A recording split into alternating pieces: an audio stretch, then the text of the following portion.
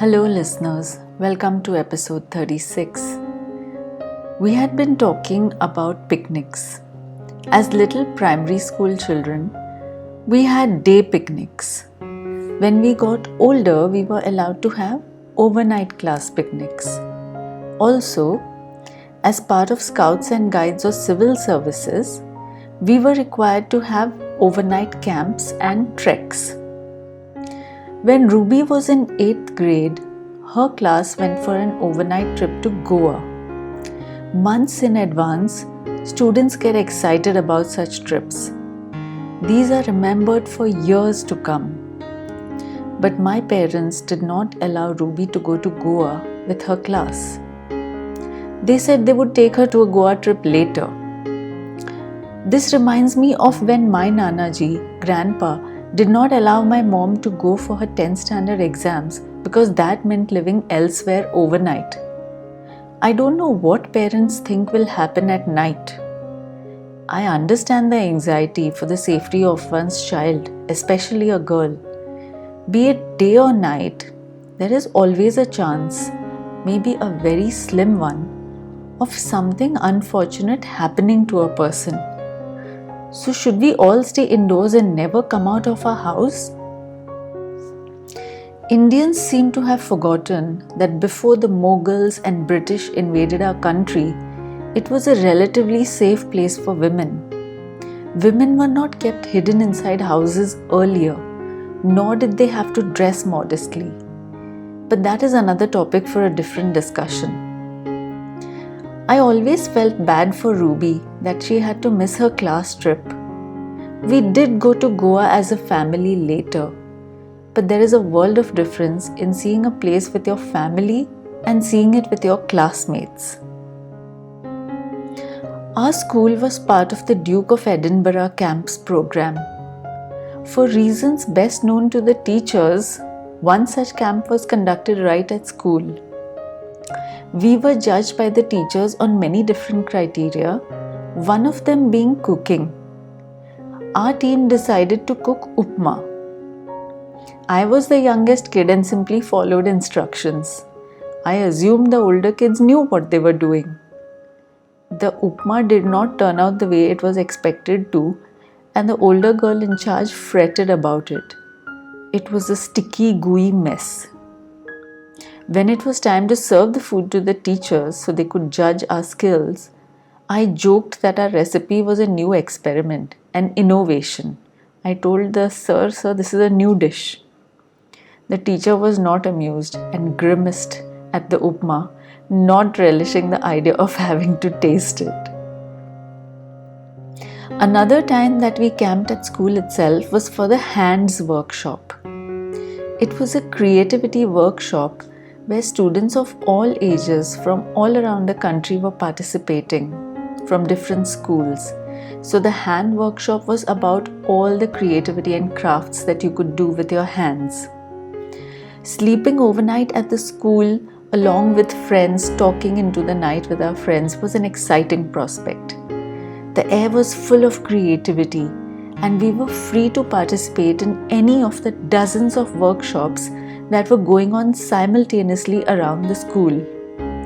I learned the art of paper mache and rangoli, among other things. We had made a paper mache mask, right from scratch. The final day for the closing ceremony, we decorated the Shanti Niketan, which was our open-air assembly area, with our wet rice flour rangolis. A beautiful folder was given to us with painted hand imprints and colorful spray painting. Inside that, we kept our workshop materials and notes. For decades, I held on to that folder fondly, only letting go of it quite recently. Treks were part of our extracurricular activities. One such trek stays with me, not because of the beauty, but for a more biological reason. Since we needed to first take a train to reach our location before we could begin the trek, we left our homes very early in the morning for such treks. This particular morning, I had not yet had my bowel movement. when I left the house on account of it being way earlier than my waking time. So usually I went as soon as I woke up, but now this was a couple of hours earlier than my waking time. So then there was no way I could go. Throughout that day, at regular intervals, I felt the pressure to poop. Since it was an all-day trek with no toilets in the area, I could do nothing about it.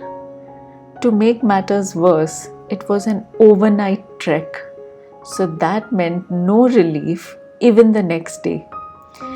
Getting home finally had never felt so relieving. Another memorable trek was the one when we went to see Halley's Comet in 1986. This was a night trek because comets can be seen only at night. Duh! Our group was led by the 2 PT teachers, and we walked through fields at night to reach the destination where the astronomers had set up their telescopes to view the comet. There were other groups around too. We all queued up to peek into the telescope. When it was my turn, I got very puzzled because I found myself looking at what looked like a little child's sketch. It literally looked like it had been drawn there. I walked away from the telescope quite confused. Then a bright idea occurred to me. I thought I had not seen it properly maybe. Maybe I had looked in the wrong place. So happily, I went back to the end of the queue. I stood again for an hour, and finally when I peeked into the telescope again, alas, I saw the same thing. That comet looked like someone had just drawn it there. Disappointed, I walked away. We were required to spend the entire night at the site, since the train back home would only be there in the early hours of the morning. None of us had carried anything for sleeping. We had assumed that we would stay awake all night under the stars and then walk back to the railway station to go back home. But at one point it became clear that sleep would come no matter what. But it was cold and we had no coverings or mats, and we were overall very uncomfortable. There were some moments of fitful sleep before we started our long walk back to the railway station. Irrespective of the early hour, the train got quite full and I could only find space to sit fourth on a 3-seater.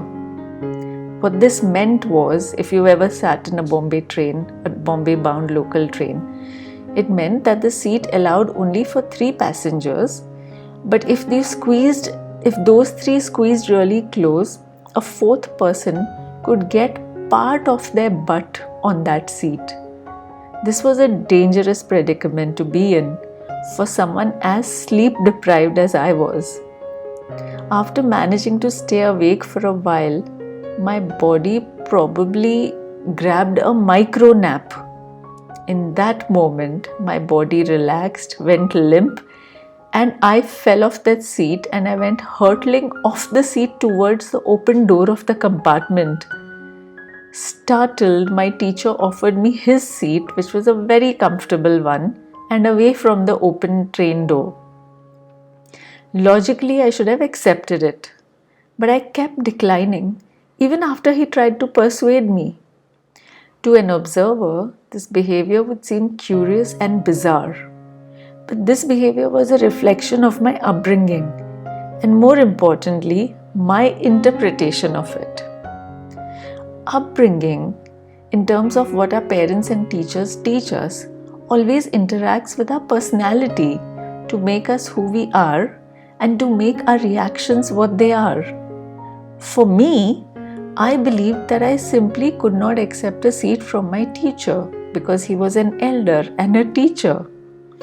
Mom had strictly imbibed in me the inclination to decline when someone offered me something. This is because I had embarrassed her in the past by promptly accepting things offered to me. So while the teacher worried that I might go flying out of the train if I fell asleep again, I had become quite awake by my fall, and I was quite alert, and I reached home in one piece. I stayed awake for the rest of the train ride home. It was a privilege to be part of these workshops and events. When my kids went to school, I expected their schools to provide similar experiences, not realizing that not every school is like the Godrej school. I cherish the memories of these experiences. This is all for now. I will see you soon. Till then, stay healthy and take care of yourself. Bye for now.